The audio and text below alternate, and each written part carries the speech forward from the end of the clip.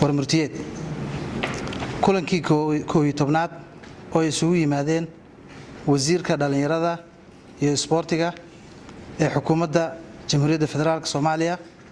wasaaradaha dawladaha xubnaha ka ah dawladda federaalka iyo xiriirka kubadda cagta Soomaaliya kulankaas oo ahaa banbax retreat intii u dhaxaysay 23 ilaa 24 Luulyo 2018 magaalada Baydhabo kulankan ayaa looga hadlay qodobada hoos ku xusan hagaajinta iyo u saldhigidda hanaanka wada shaqaynta wasaaradaha dhalinyarada iyo isboortiga ee heer federaal iyo heer dawlad goboleed iyo xiriirka kubadda cagta Soomaaliyeed 2 xeerka ay ku shaqeeyaan xiriirka kubadda cagta Soomaaliyeed 3 habka matalaadda ee xiriirka kubadda cagta Soomaaliyeed 4 horumarinta mashaariicda kubadda cagta 5 siyaasadda qaran ee isboortiga 6 guddiga horumarinta isboortiga qaranka 7 habraaca iyo u saldhigidda wada shaqaynta dhammaan xiriirada kale iyo Olombikada guud ahaan 8 qabashada tartanka ciyaaraha kubadda cagta dawlad goboleedyada iyo gobolka Banaadir qodobka koowaad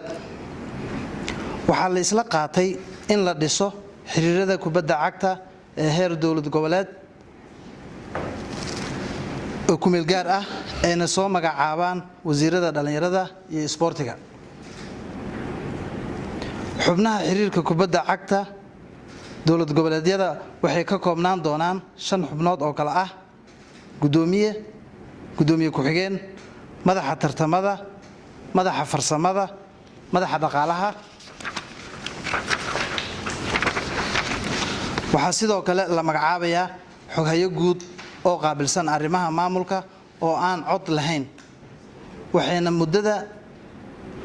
xilhayntoodu noqonaysaa 2 sano oo ka bilaabanaysa taariikhda la soo magacaabay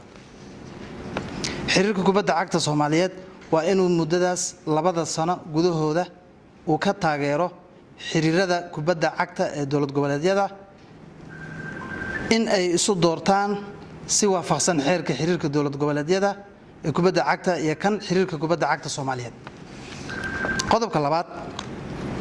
waxaa la go'aansaday in xeerka xiriirka kubadda cagta Soomaaliyeed lagu soo bandhigo kulan ay isugu imaanayaan wasaaradaha dhalinyarada iyo isboortiga ee heer federaal heer dawlad goboleed gobolka Banaadir xiriirka Soomaaliyeed ee kubadda cagta iyo xiriirka kubadda cagta ee heer dawlad goboleed qodobka saddexaad waxaa la isla qaatay in dhammaan dawlad goboleedyada ay ku yeeshaan matalaad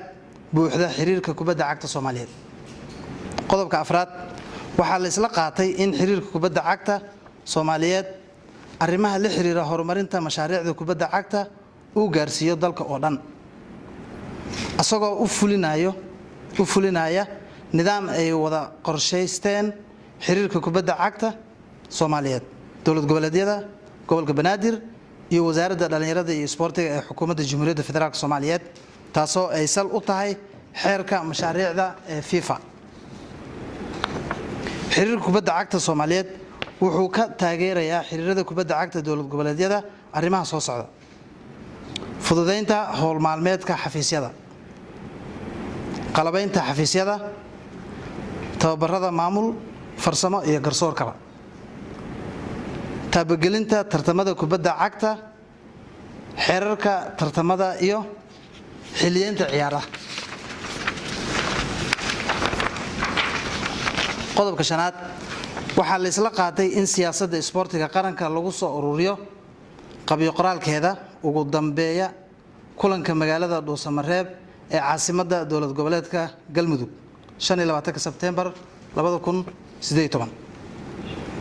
qodobka lixaad waxaa la isla gaaray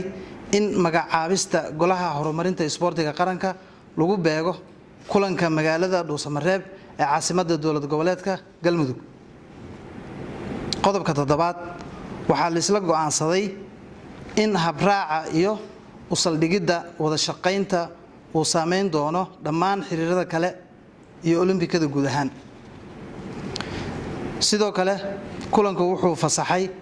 inay dhacdo doorashooyinka xiriirka kubadda cagta Soomaaliyeed iyo xiriirka ciyaaraha fudud waqtigii loogu talagalay. qodobka 8aad waxaa la adkeeyay sida ku cad warmurtiyeedkii kulankii 10aad qabashada tartanka kubadda cagta ee dowlad goboleedyada iyo gobolka Banaadir inuu dhaco bisha December 2018. ugu dambeyn kulanku wuxuu bogaadiyay wasaaradda dhalinyarada iyo isboortiga ee dowlad goboleedka Koonfur Galbeed martigelinta iyo soo dhaweynta kulanka 11aad. waxaa kaloo kulanka lagu bogaadiyay wasiirka wasaaradda dhalinyarada iyo isboortiga xukuumadda Jamhuuriyadda Federaalka Soomaaliyeed